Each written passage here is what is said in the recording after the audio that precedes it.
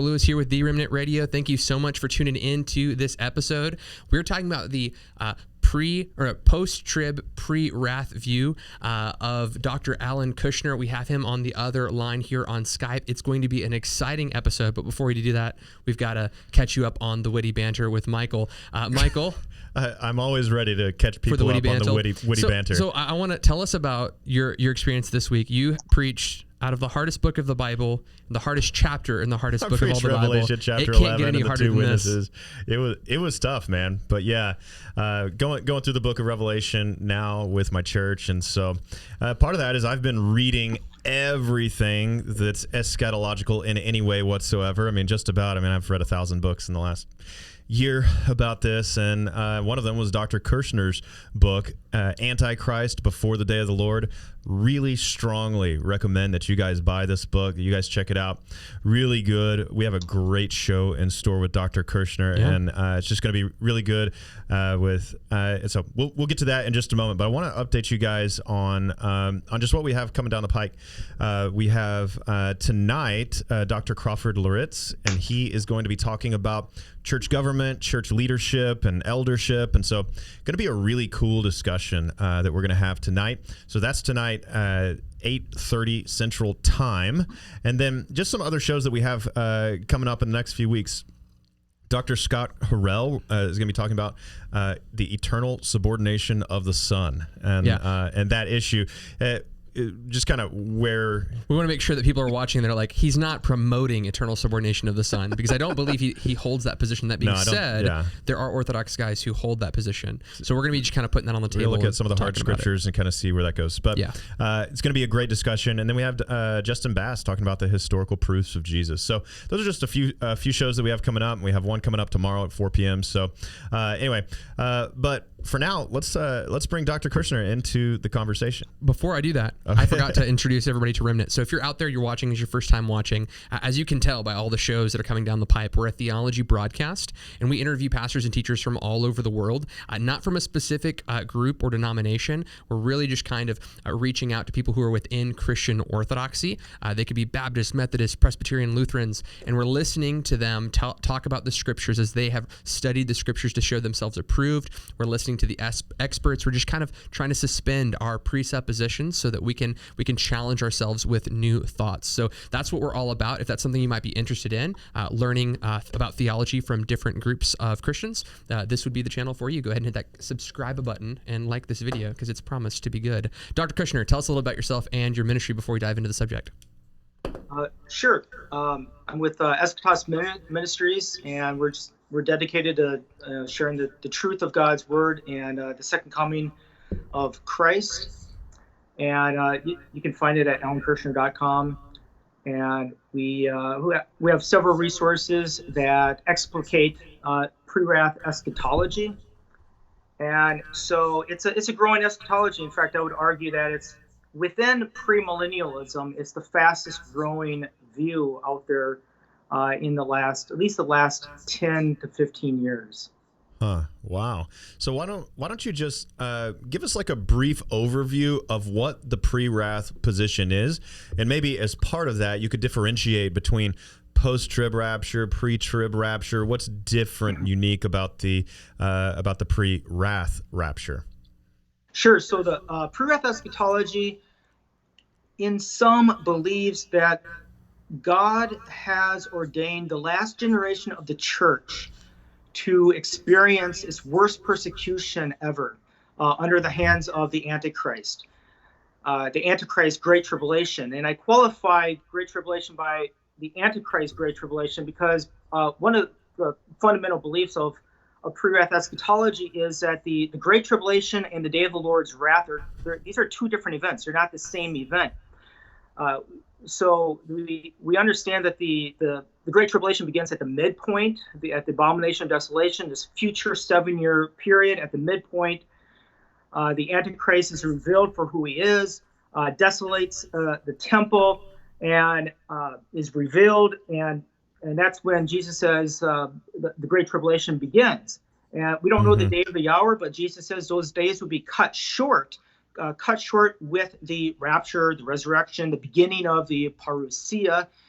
And encompassed in that is on that very same day that God delivers the righteous, and you have the resurrection, and again the rapture. On that very same day, the day of the Lord's wrath begins.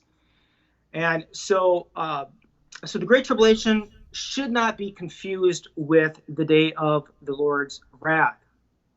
Now, in contradistinction to pre-tribulationism, of course, pre-wrath does not believe in this notion of an any moment rapture. Well, we believe that Jesus and Paul, the book of Revelation, and other biblical writers taught that certain prophesied events, discernible prophesied events, have to happen before the day of the Lord, and by extension, the rapture.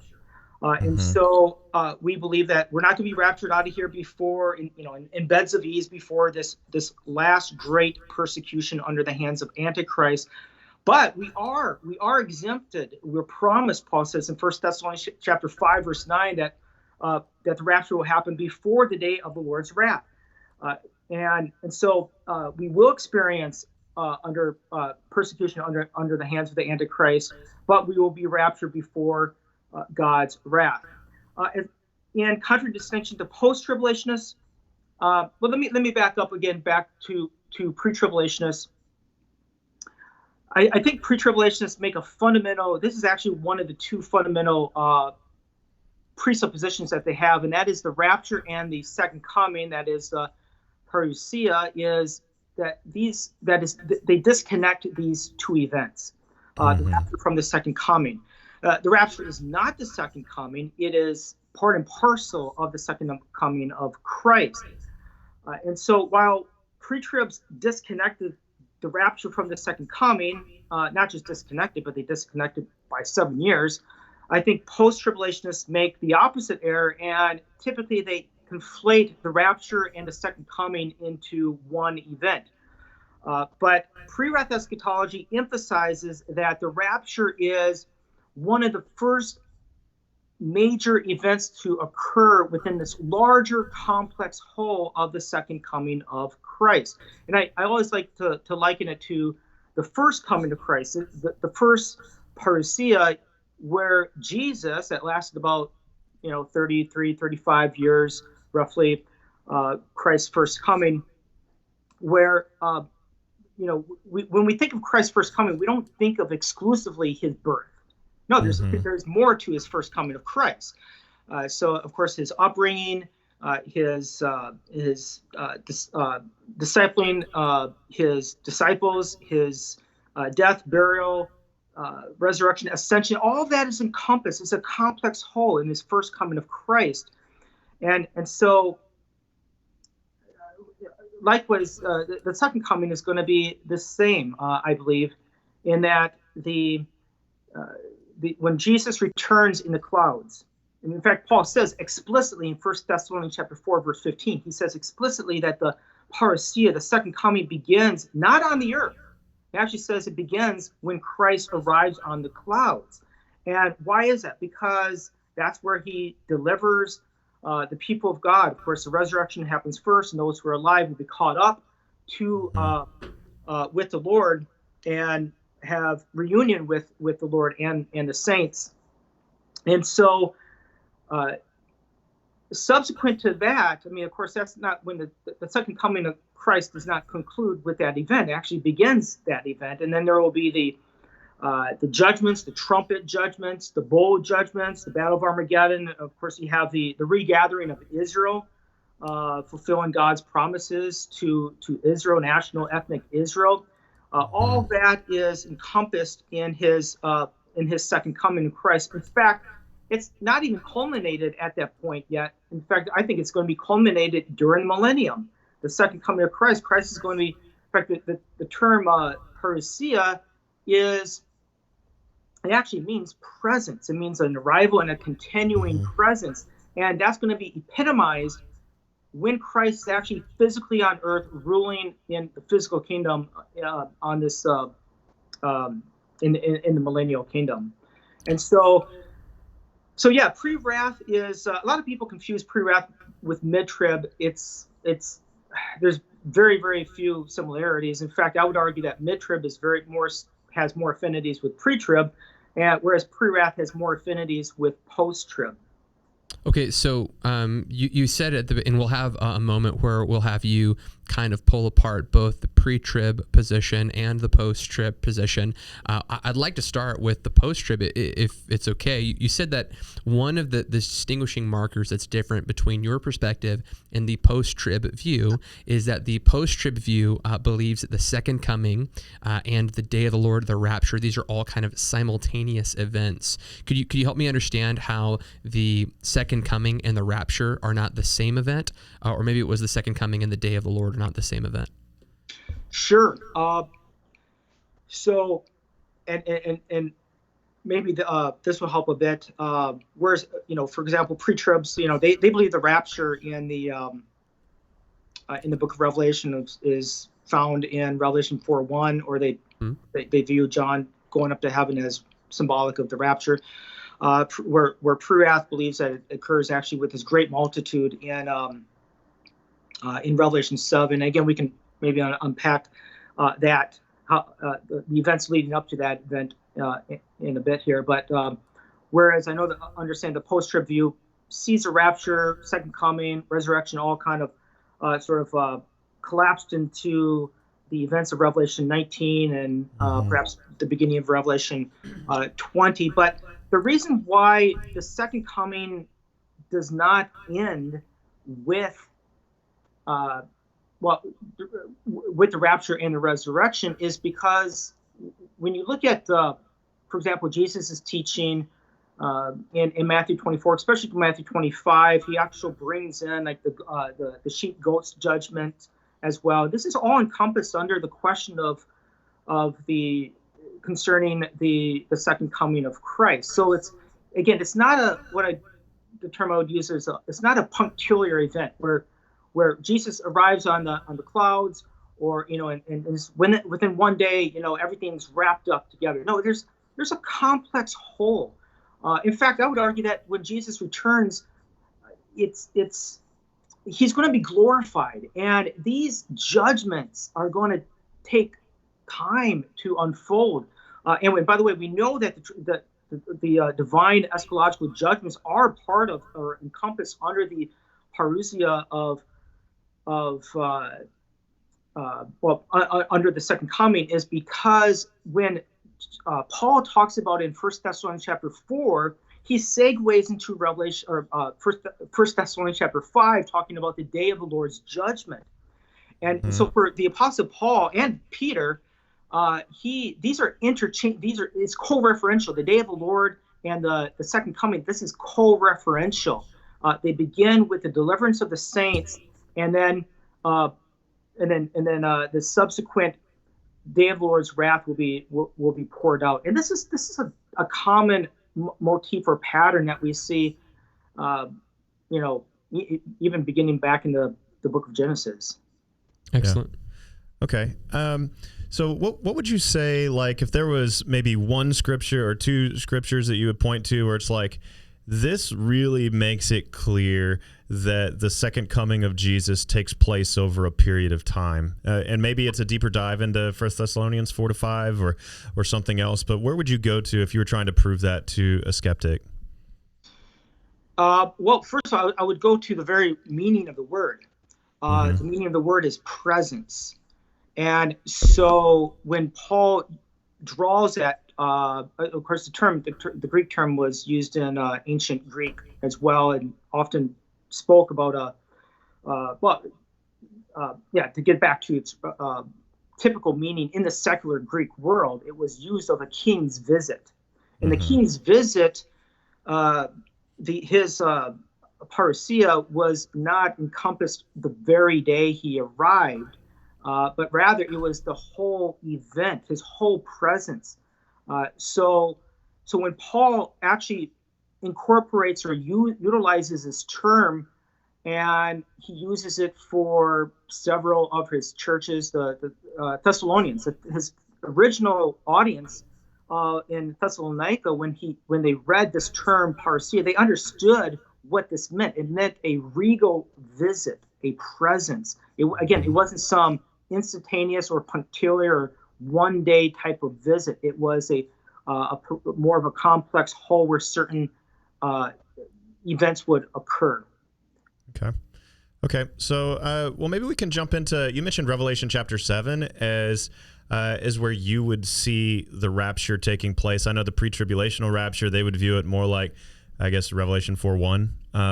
And so, but you would see it as Revelation 7 happening later, so that we're living through the seals, the seal judgments, but not the trumpets and the bowls. Is that correct? Is that accurate? So, if I misarticulated your view, you can correct that. But I'd love for you to take us to Revelation 7 and show us the pre-wrath rapture there. Sure. I think this is it's a beautiful progression here. Pre-tribulationists believe that the seals, at least the first 6 seals, are God's wrath. There's no evidence that it's God's wrath. In fact, the evidence actually points toward the impending wrath of God.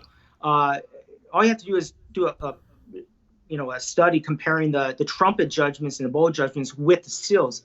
Completely opposite, different nature type of judgments.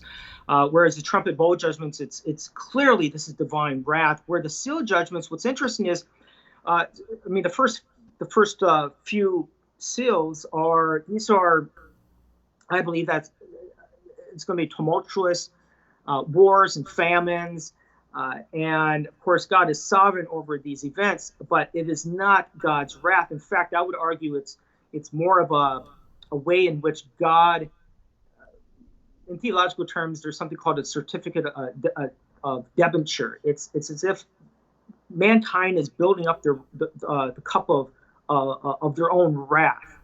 They're building up their guilt, and that's what's happening with these seals. And what's interesting is the 5th seal. Remember, pre-tribulationists believe that believers are not or were promised exemption from God's wrath. But yet, if you look at the 5th seal, it's all about martyrs dying from the sword. They've kept their faith. Now, if the seals are God's wrath, then pre-tribulationists are contradicting themselves, because they're saying that the 5th seals are experiencing God's wrath. But again, that's a contradiction. In fact, if you continue to read in the 5th seal, the martyrs are crying out to God. They're saying, God, when are you going to avenge your blood? When are you going to vindicate your name? They understand that their plight is not a result from God's wrath. They understand that it hasn't happened yet. And what is the divine answer? The divine answer is they're told, wait a little while. In other words, it's going to come. God's wrath is going to come, and they're actually given white robes. They're not wearing white robes at this point. They're given white robes, and I believe that is that's a symbolic of that the resurrection is going to happen soon. And then in the 6th seal, the next seal. So in other words, the 5th seal promises God's wrath, and the 6th seal portends God's wrath. How do we know that? Well, the 6th seal is these celestial disturbances that are going to happen, the real harbinger of God's wrath. And the book of Revelation is drawing from Joel 2:31. That says, in fact, let me read this passage. It says, I will produce portents both in the sky and on the earth, blood, fire, and columns of smoke. The sunlight will be turned to darkness and the moon to the color of blood before, not during, before the day of the Lord comes, that great and terrible day. So that just corroborates the 5th seal. The 5th seal promises God's wrath. This harbinger, the 6th seal, is portending God's wrath. In fact, we find a parallel in Luke 21 where Jesus says to believers, first of all, he says for unbelievers, they're going to be fretting of what is coming on the world. But he says for believers, don't be agitated when you see these events. Why? Because you need to stand up, lift up your heads, because your redemption draws nigh. So there's this consistency that the celestial disturbance harbinger it's not realizing God's wrath at that point. It's saying that it's impending. In fact, I would argue that only until this event happens that Christ's return is not imminent. When this event occurs, Christ's return will be imminent, which is interesting because just before the 7th seal is opened and the scroll is opened with the trumpet and bowl judgments, right between the 6th and the 7th seal is open, there's this conspicuous break in the narrative. two groups of people are being delivered. This great multitude from every tribe, tongue, nation, they have come. It actually says they came out of the Great Tribulation, and they have washed their robes. They're wearing white robes. They have hands. They're standing. That's descriptive of that the resurrection has happened. And then you have this other group, 144,000 Israelites. They from every 12,000 from every tribe, and they're on earth. They're protected. They have the seal. They're protected, and I believe they're protected because they're going to be protected from the wrath of God that's going to be poured out when the seventh seal is opened up. So there's a beautiful progression. The fifth seal promises God's wrath. The sixth seal portends it. Revelation 7 shows a protection from God's wrath that's going to happen, and then the seventh seal pronounces God's wrath. So, so this is consistent, I think, with Jesus' teaching, Matthew 24, and Paul's teaching in his Thessalonian epistles. So I have a question from James Dennis, and I know you did a lot to unpack this question just now to explain that you believe these two events are distinct and different, the tribulation and the wrath. And it seems as if you would articulate the tribulation as the period of seals. If I was just to ask you to define a strict category for me and say, define the tribulation and define wrath, and how are we to understand these two things as separate things? If I was going to say like wrath, if I was going to articulate it, it would be punishment for sin.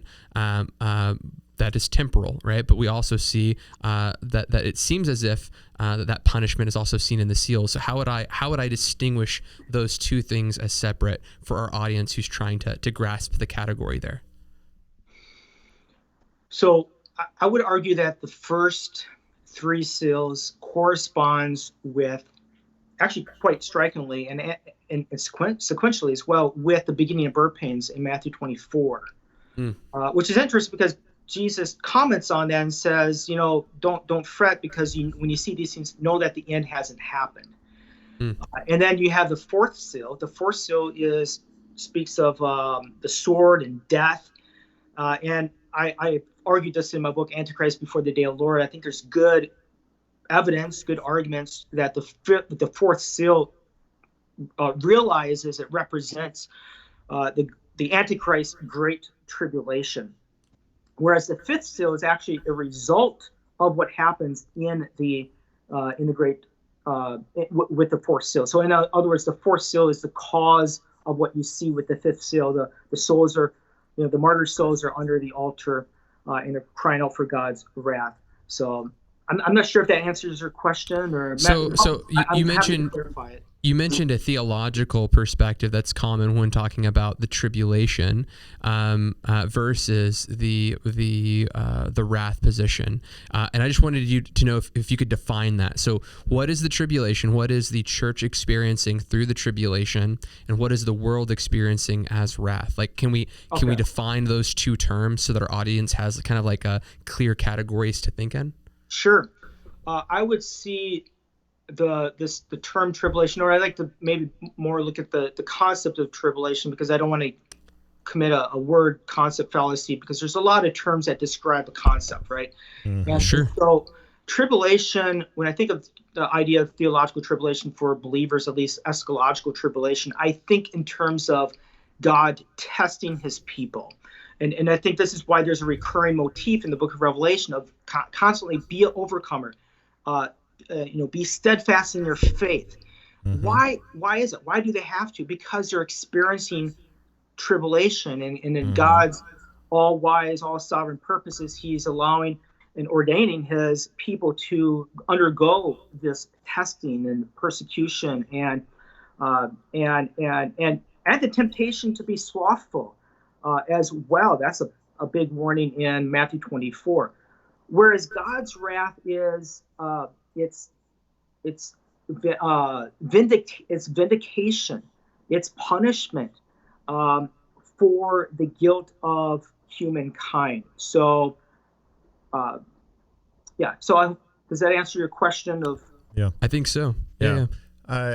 Dr. Kurschner, I'd love for you to... By the way, God has to maintain his righteousness too. So obviously, he has to judge the blasphemers, right? So that is part of not just judging them in terms of punitive punish or punitive a process, but also as maintaining his righteousness through the judgments, and that's actually seen in a couple places in the bowl judgments. Okay, I'd love for you to maybe take us to 2 Thessalonians chapter 2, because you talk about this in your book, and to me, I think this is honestly sort of. I just think it's a big point that a pre-trib rapture proponent would have to answer for. And you mentioned at the beginning of our show the two things that are necessary before Christ returns, the two things that have to happen, the rebellion and the revelation of the Antichrist. And there's a way in which you see a unity between 2 Thessalonians chapter 1 and chapter 2. And I'd love for you to just unpack that for us a little bit. The unity. Yeah. Sure. I mean, unfortunately, there's chapter breaks in, between 1 Thessalonians chapter 4 and 5, and unfortunately, there's chapter break in 2 Thessalonians chapter 2, verse 1. And unfortunately, in fact, this was my PhD dissertation was on is arguing that there shouldn't be a chapter break between Revelation 19 and 20. I showed through 90,000 words why there's linguistic cohesive links between Revelation 19 and 20, arguing for a premillennial understanding of those two passages, where all millennialists, they will begin right in the middle of the middle of the context, and they begin at Revelation 20 verse 1. That's not where the context begins, but I digress.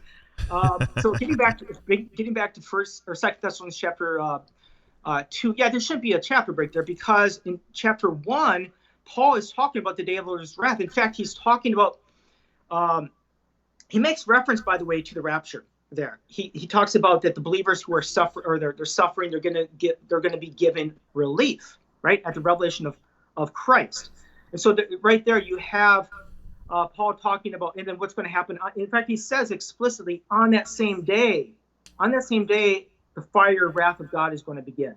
So you have a reference to the deliverance of the saints in the first chapter, and then you have then you have on the same day the God's wrath begins.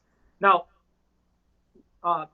in 2 Thessalonians 2, then Paul begins to shift specifically to what he found out, that there was a defective eschatology in the church. And for some reason, he says, whether it's spirit or letter or by word, or he says that that there's some who were believing that somehow Christ had already come, or the day of the Lord has already happened. And so Paul writes back this epistle saying, no, you know that the day of the Lord's wrath has not come, or not just the day of the Lord's wrath, but he even says concerning the parousia and our gathering to him, a reference to the rapture in his first epistle. And he says that two events have to happen first. First, he uses the actually explicit term there, protos, first. They have to happen first before the day of the Lord begins, not during. This is pre-tribulationists. They get a little, they place, I think, not intentionally, but some games with the words here. Paul says it's going to happen first. Two events have to happen first before the day of the Lord's wrath occurs. This is how, in fact, this is the whole point for Paul, that you know that you're not in the day of the Lord because you haven't seen these events happen first. Protos. That's key. And what are these two events? Well, again, this apostasy, and there's debate on what this apostasy is. I think it's linked to the apostasy that so-called Christians, false believers, they will be taking the mark, and they'll be shown them, they'll apostatize by taking that mark. And he also says the man of lawlessness is going to be revealed. This is going to happen at the midpoint of the 7-year period, which shows once again that up to the midpoint at least, you don't have the day of the Lord's wrath, because Paul says that this has to happen before protos. I'm not saying that the day of the Lord's wrath occurs at the midpoint, because we know that the Great Tribulation begins at the midpoint and it will be cut short sometime during the second half of the 70th week of Daniel. But let me just say this. I didn't mention this in my first book, and when I revise the book, I'm going to bring in these two other grammatical parallels, these two other passages. But there's only three other passages in the New Testament. Actually, I say two because two of them are synoptic parallels. But when Paul says that something has to happen first before something else happens, he uses a conditional statement here. It's a on me. He says, unless, let me just read 2 Thessalonians 2:3. He says, let no one deceive you in any way, for the day of the Lord will not come unless, the Greek term here is a on me, unless the apostasy comes first, proton, and the lawless one is revealed, the one destined for destruction. So he has a grammatical, what's called a collocation here of conditional statement with this adverb proton. So unless, a on me, first, proton. Now, when you do a search, a grammatical search, and anybody can do this if they know how to do the searches, when you look to see where else in the New Testament is these two terms used, a on me and proton, well, they would find that it's found in John 7:51, which reads, our law doesn't condemn a man unless it first hears from him and learns what he is doing, does it? Now, that is explicit because what it's saying here, it's saying it's going to happen before the event of the condemnation. Two events have to happen. Hearing from the accused has to happen first, and learning what he is doing. The two events do not happen during the condemnation, and so as the flawed pre-trib understanding the Greek would have it, rather these two events have to happen before the verdict of condemnation has to happen. The other grammatical parallel in the New Testament is Mark 3:27. But no one can enter a strong man's house to plunder his property unless, on me, he first, proton, ties up the strong man, then, which is interesting because the Greek word behind there is tota, which is a sequential adverb. Indeed, the house can be plundered. So, in other words, the strong man has to be tied up first before the house is plundered. And so these two grammatical parallels corroborate what Paul is saying in 2 Thessalonians 2:3, that this apostasy and the revelation of the man of lawlessness will happen first before the day of the Lord's wrath occurs. Right. So in other words, if what you're saying is true, then the pre-trib rapture theory could not be true, because those two events would have had to occur. Is that correct, what you're saying? Yes, that's correct. And, okay. and they have several interpretations, and I'd point people to, it's just actually came out a few days ago. We released a documentary, a major documentary. It's called 7 Pre-Trib Problems and the Pre-Wrath Rapture. We're making it available for free on YouTube. So if you just type in YouTube, 7 Pre-Trib Problems, or you can go to my website as well for that, and you can view the film. And this is one of the issues that we discuss if one of your audience wants to look into it further. I believe we have the link. That was the link that he sent in the email. Yeah, it's actually in the description. It's in the description of this video. So if you're watching right now and you want to go into the description, we'll have that listed there in the description of this interview. So you guys you don't have to leave. You can go straight there. Okay, so we are coming up. We want to honor your time. We know that you have a selected amount of time for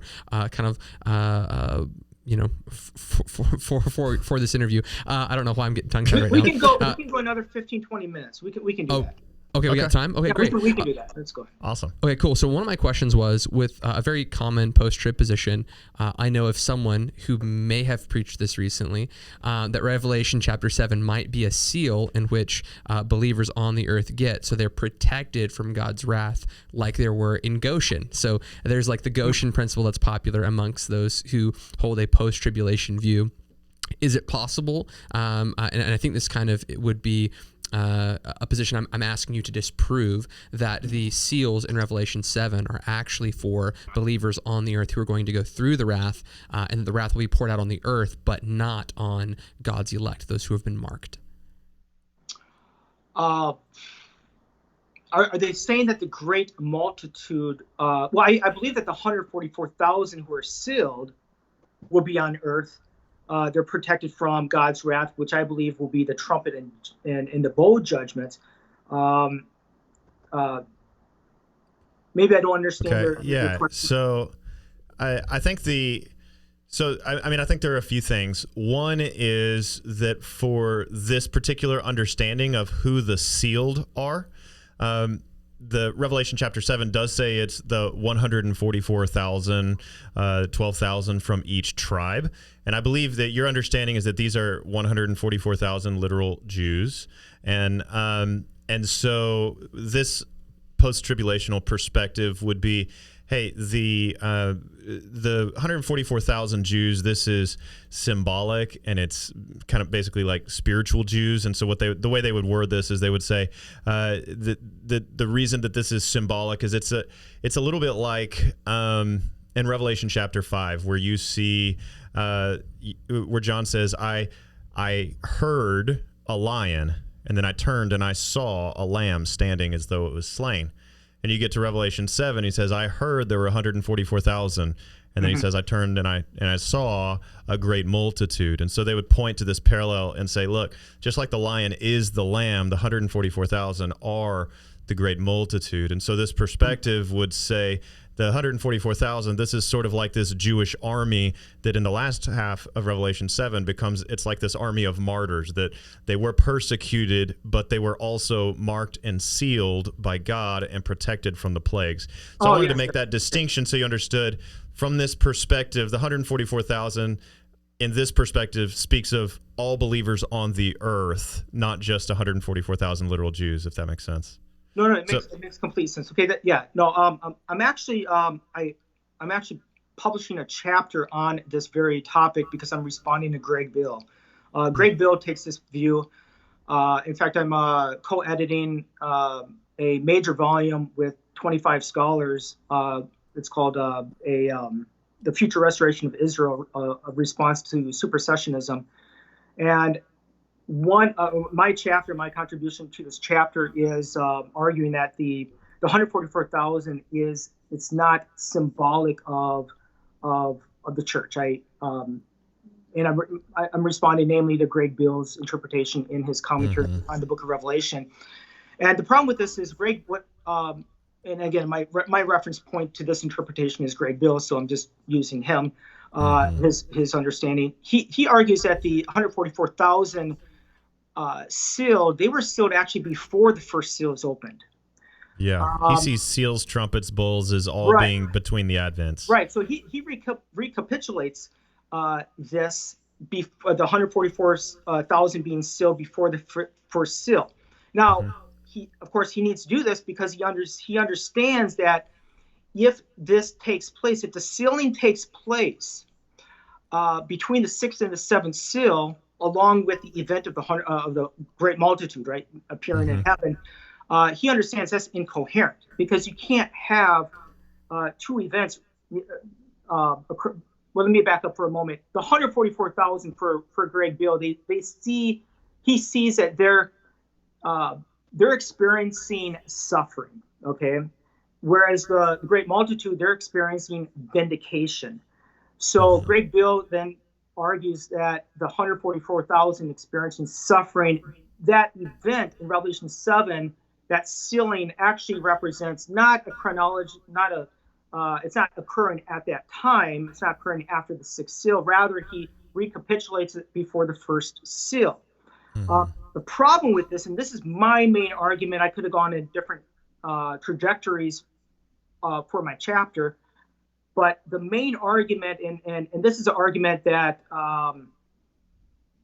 it's original in that, I could have rehashed typical arguments against supersessionists on this point, but I'm arguing what I've kind of already discussed in the beginning of this program, and that is that Greg Bill's flaw is that he views the seals as God's wrath. And I'm arguing, no, they're not God's wrath. And so the idea of sealing the 144,000 occurring before the first seal is opened up is flawed, because the seals themselves, at least the first 6 seals, those are not God's wrath. They're being sealed just before the 7th seal is opened, because we're going to be protected from the wrath and the trumpet and bowl judgments. This is why I believe that one of the main reasons why I believe that 144,000 there represents a remnant of future national ethnic Israel. And Greg Bill, being a supersessionist himself, of course, does not. So he makes this symbolic of the church. And again, he can't. But I would say, well, if you want to see the church, look at the great multitude that just came out of the Great Tribulation. Of course, he agrees that's the church, but he also tries to make the church or all of God's people, the 144,000 as well. And that's why he has to recapitulate that event back before the first seal. But again, I don't believe that works, because I would argue that the seals, the first 6 seals, do not represent God's wrath. In fact, they're pointing to the impending wrath of God that will occur in the trumpets and the bowl judgments. So I hope that answers your question. It does. I agree with you on the Revelation 7, the seal in particular, that it can't be a reference to the prior 6 seals, because he says that this is to protect you. This is to protect these people from the harm that's coming on the earth and the sea and the trees, which is very clearly what happens next in Revelation 8 with the trumpets. Exactly. It does not happen with the seals. Yes, it's coherency. Yeah, exactly. There is, don't get me wrong, there is a spiritual element to the sealing that Greg Bill really focuses on that. But actually, the immediate purpose, the immediate purpose of the sealing is for protection of God's wrath. And it's kind of interesting what you just said, because there's the command to the angels, don't hurt the trees and so forth. And then what do you have immediately following that? Again, you shouldn't have chapter breaks. In Revelation 7, you have the wind destroying the trees and the grass and so forth. So there's a coherent understanding if you just walk through it. But once you lift up the 144,000 episode, once you disrupt that and you lift it from its context and you retroject it back before the first coming, it's an incoherent reading of the narrative.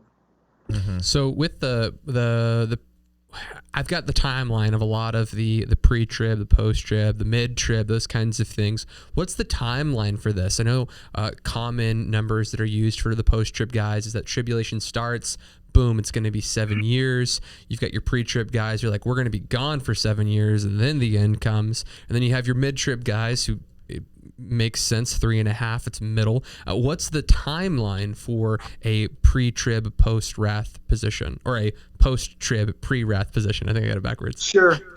So there's a misrepresentation out there on the pre-wrath rapture that, we believe that the rapture happens 3/4 into the 7-year period. Right. And that's not, we don't believe that. No, that's not a pre-wrath position. What we believe is that at the midpoint, the Great Tribulation begins. And then we don't know the day of the hour. Jesus says this. We don't know the day of the hour, but those days are going to be cut short. It could be closer to the midpoint. It could be closer to the end of the 7-year period. We don't know. It's going to be cut short with the rapture, resurrection, and then the remaining part of for the 70th week of Daniel, the second half, the remaining part of the 70th week of Daniel, and actually 30 days after that, but that's another topic. The day of the Lord's wrath will unfold. Now, what's interesting is the fifth trumpet judgment is going to last for at least 5 months. So we know that God's wrath is at least 5 months long. So the rapture can't happen during that period. In other words, the rapture has to happen before at some point 5 months before the 7th week of Daniel concludes. But in simple terms, the rapture, the pre-wrath teaches that at some point during the second half, we don't know the day of the hour, but at some point during the second half of the 70th week of Daniel is when Christ will return. Okay. And so you use that language, cut short, like which is of course Jesus language, but if those days had not been cut short, no one would survive, I guess that's what he says. So do you feel like that language plays into the pre-wrath understanding? Yes, I do. There's a special term, Greek term that Jesus uses of cutting short, and it means to kind of amputate its intended purpose, which makes sense because the Antichrist, and through, of course, the Antichrist is Satan's minion, and so he wants to. Satan's goal is to exterminate Christians, all Jews, right? That's his goal, but it's going to be cut short. Kolobao is a term there, and it means to basically cut short and prevent the intended purpose of the persecution in the first place. And so it's not that all flesh will be destroyed, even though the term all flesh there is used in Matthew 24. The context is all believing flesh, which makes sense because Jesus says it's for the sake of the elect that is cut short. It's for the sake of the elect, because otherwise, if those days had not been cut short, then Satan's purpose would be accomplished and all believers would perish. That's interesting. So how do we understand the post-trib, pre-wrath perspective in the light of church history? Are there theologians throughout history that you can point to and say, man, these guys would hold to my position? And I understand that the funny thing about church history is you can actually pull enough quotes from Origen to prove that he was a cessationist, a continuationist. You can prove that he was a pre-trib guy, a post-trib guy. So I know that a lot of this can be some confirmation bias in picking selective quotes, but you're a studied guy. You really research this stuff faithfully. So I'm curious, would you say that there are some church fathers that we could point to and say, hey, these guys seem to line up with my position much better than the, I'd say, post-trib position? Because no one really thinks that a pre-trib position was right. But it would be worthwhile, though. Maybe I think explaining the church fathers' position regarding pre-trib, post-trib, pre-wrath, kind of all of it. Just where do the church fathers stand on this? Could you articulate that for us? Well, earlier I said that pre-wrath and post-trib have quite a bit of affinity with each other. We have there's definitely differences, but what I think the most important commonality is that we believe that the church, the last generation of the church, is going to face we'll face the Antichrist. We're not going to be raptured out of here before the Antichrist.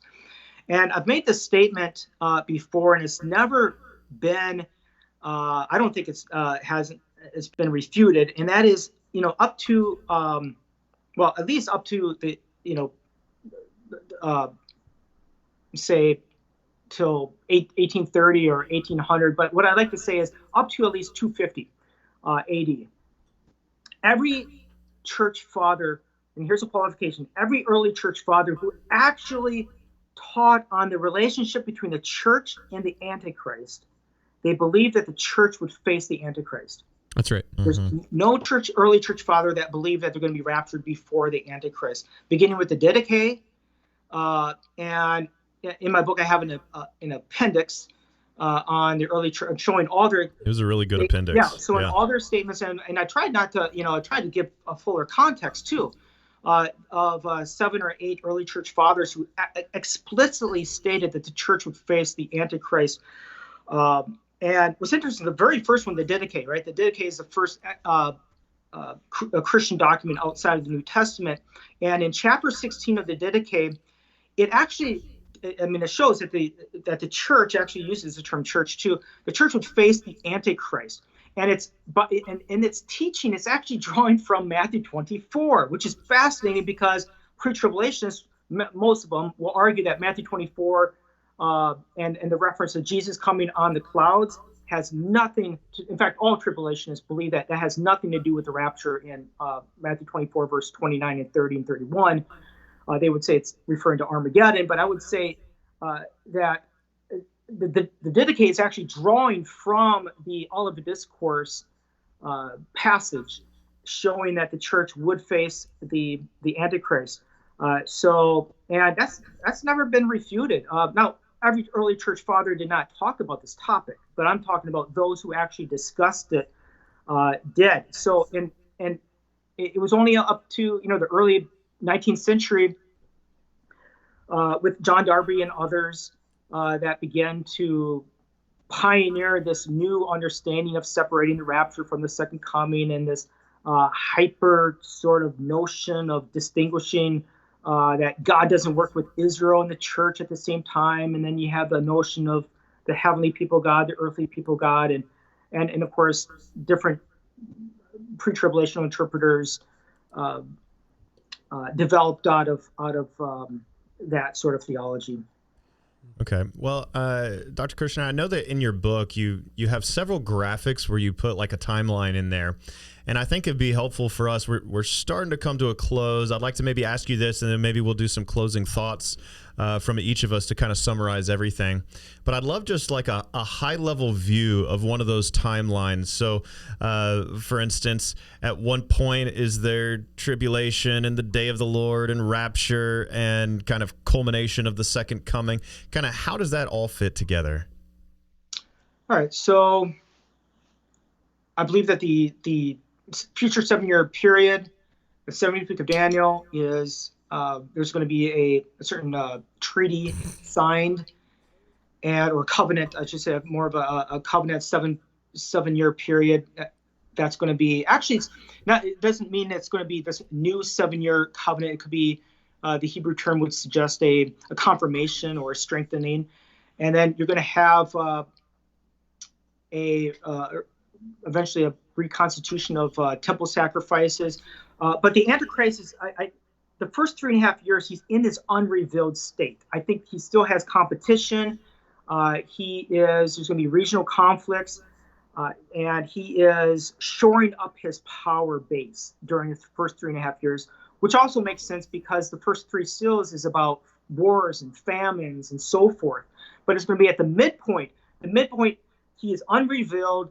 Paul uses this term of possession. Actually, that Satan is going to possess this Antichrist figure, and Revelation 13 talks about the false prophet is going to perform these miracles of calling fire to come down from heaven. He comes back from the dead and being healed from this mortal wound. The whole world worships this Antichrist figure. They see him as a savior. They call, wow, peace and safety, finally. And so, yeah, there's peace and safety, but it's a pseudo peace and safety. It's a temporary peace and safety. It's peace and safety for the world, but that's during the Great Tribulation. And much of the church is going to be persecuted. It's going to be martyred. This is the time of the mark of the beast. If you don't take the mark and worship the image and give allegiance to the Antichrist, you will be killed by the sword. But those days are going to be cut short with the return of the Lord. You have the crisis. You have the celestial disturbances. The luminaries go dark. Christ comes back in all of his glory and pierces through that darkness. The whole world is going to see his glory. There's going to be the resurrection. The dead in Christ rise first to the clouds to meet the Lord in the air. Then you have those who remain that will be caught up with the Lord. And at that point, I believe that Christ ushers the people of God to heaven before the throne of the Father. And then on that same day, you're going to have the trumpet judgments, the bowl judgments, wreak havoc upon the wicked. And at the end of the at the very end of the 7th week of Daniel, between the 6th and the 7th trumpet, you have the salvation of Israel, this remnant of Israel, the national restoration of Israel. They will recognize their Savior, Messiah. And then you're going to have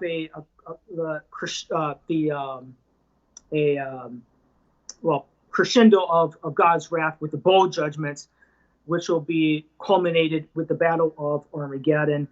And then you're going to have a short period of time of a certain type of restoration moving into the millennial period. You have the new heavens, new earth, New Jerusalem comes down. And then, of course, after the millennial period, you're going to have the eternal state. So that would be roughly that's a helpful outline overview. of pre-wrath. Yeah, as we wrap things up, and we're going to do kind of closing thoughts. This is a common thing we do here on the show. We'll kind of wrap up everything thinking of some closing thoughts. For those of you who are out there and you're watching this episode, I want to say Brittany. Yeah, Brittany C in the comment section. She thinks she's new-ish to the Christian faith and holds a pre-trib position right now and is still learning. I'd encourage you, go check out a playlist if you're interested in eschatology for her and anyone else who's out there. We've got a playlist on our channel at the very top over on playlists. You can click that in an end times playlist where we've done episodes with Jimmy Evans on the pre-tribulational rapture. We've done episodes with Craig Keener disproving the pre-tribulational rapture, which would be a post-trib position. We've done episodes on COVID-19. Is this playing into the eschatological timeline? Got Sam Storms, millennial, Doug Wilson, post-millennial. We've done conversations. I want to get them all in the same room and get a debate. John That'd Piper be so did fun. this. I know. But we, I always do it again. So if you guys are out there, you're like, hey, I want to know what I believe about this subject. We're really trying to curate some of the best and brightest from their theological perspectives to come on the show and discuss these views. So in closing, I would just say that the book of Revelation is there for the church. I see that in the scriptures. I'd see that blessed is those who read this and who understand. There's something to it that it needs to be read. It does not need to be neglected. It's one of those things that we should pursue understanding in. And just to say, whether we agree with certain interpretations or not, pursuing that understanding is important. Absolutely. Michael's been preaching through the series, and it's been very encouraging to me. I'm not a member of Wellspring, but I've been attending for a couple of weeks since my church has been closed down, and just listening to the series on eschatology, it's been encouraging to me. I've increased my prayer life, my time in the Word, my time with my family in the Word, just being aware, like, hey, this is something that it raises awareness that we shouldn't be lackadaisical and waiting for these kinds of things to unravel, but we should be proactive. So I'd encourage you guys, if you're studying this, if you're neglecting this right now, it could really light a fire under your butt to get going on the Jesus stuff. So I'd encourage you to pursue this stuff. Absolutely. Yeah. And I think for me, closing thought, I mean, there's so much that we could say, but I think one of them is Christians, we've got to be ready for tribulation, Yeah. And this is true in the end time sense, like great tribulation, like I think we're going to go through it. If not us, then the last generation of church. But even if not, even if, what are you laughing at me for? Well, I was snapping my finger because Hudson was back there, and the camera was stuck on me, and I was like snapping real loud to try to get him to switch cameras. Okay, so good. but I was going to say Revelation chapter 1. John refers to the recipients of the letter, the 7 churches in Asia, refers to them as his partners in tribulation. So that's right. Whether we go through the great tribulation ourselves or not, John is making the point, he's writing from Patmos. Tribulation is part of the Christian life. As Paul says in Acts, it's through many hardships, through many tribulations that we enter the kingdom. So one way or another, any sort of like, and I love my pre-tribulational brothers and sisters in Christ, but I would also just say, like, if we're using that as an escapist sort of, maybe we don't have to go through hard times. Well, even if you believe that, well, you still have to go through hard times because that's what the Bible says, regardless of whether you go through the great tribulation. But I just think get ready for hard times and for your faith to be tested. It's good stuff. Yeah. Dr. Kurschner, what are some closing thoughts for you, sir? Sure. I think Jesus, we may not experience the events in Matthew 24, but I believe that Jesus designed his discourse for every generation of the church to be prepared and to warn that because his return is delayed, we should not be slothful, right? And that the principles of experiencing persecution and staying firm to the faith, that's for every generation. That's the way that Jesus designed it as such. It's good. And you guys, this is an in-house discussion amongst Christian brothers. Our pre-trib, post-trib, mid-trib, pan-trib, it all pan out in the end. All of us are within the Christian faith. We're pursuing truth because we understand God's word and the God who has given us his word. So it's worth pursuing. But in-house discussion. We are all Christian brothers, really looking to continue to pursue episodes like this. If this was a blessing to you, you really enjoyed this, I would encourage you to hit that subscribe button, hit the like button, as we're coming out with content just like this every single week. We've got a lot of really exciting episodes to look forward to. And if that documentary is something that you would be interested in checking out, go into the description of this video, click the documentary button that's labeled there in the description. And if this has been a blessing to you and you'd like to help support our ministry, you can click the donate button there, or the donate link there in the description. We'll be blessed, and we'll see you tonight at Monday night, 8:30 p.m. Central Standard Time, our usual live time. And we'll see you tomorrow at 4 p.m., Tuesday at 4. Blessings. You just did blessings and a peace sign. Blessings and peace. Peace and blessings. Blessings best.